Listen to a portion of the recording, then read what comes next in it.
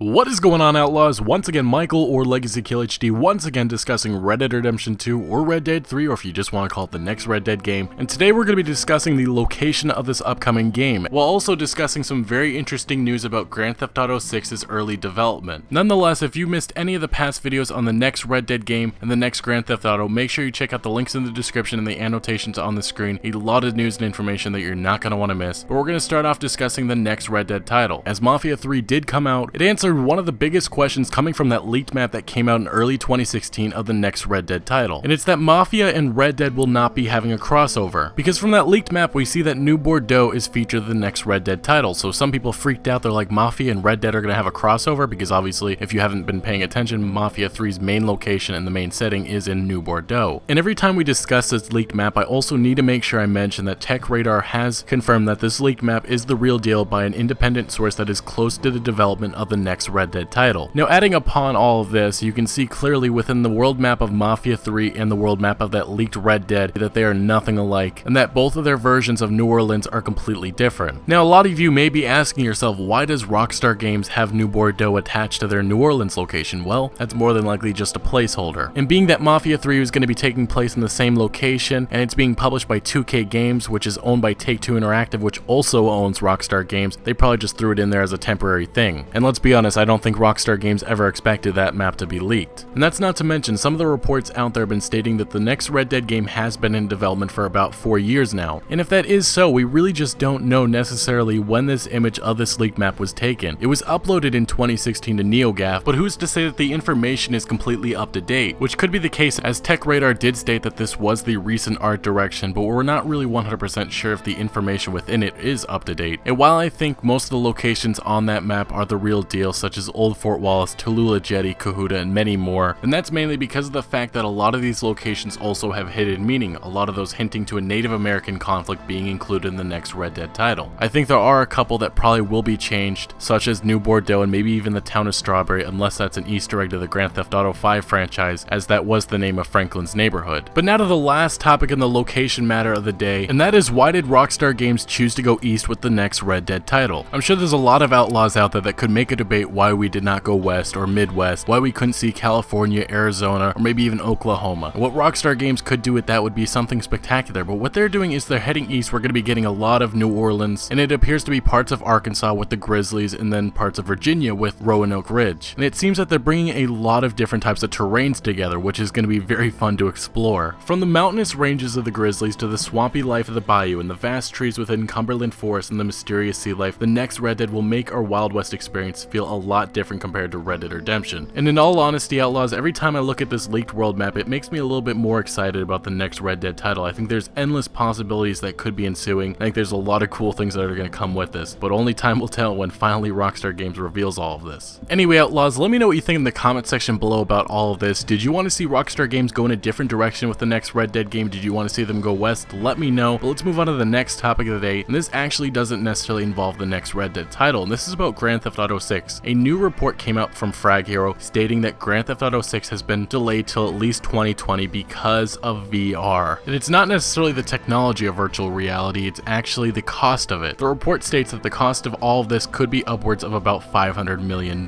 which would make it one of the most expensive games of all time, which is something that Rockstar Games is not necessarily new to, because Red Dead Redemption at one point was the most expensive game of all time. And adding all the cost up of development and marketing, Grand Theft Auto 5 cost about $265 million. And this wouldn't be the first time that a video game cost about that much, as Destiny, reportedly from Activision CEO, cost them about $500 million.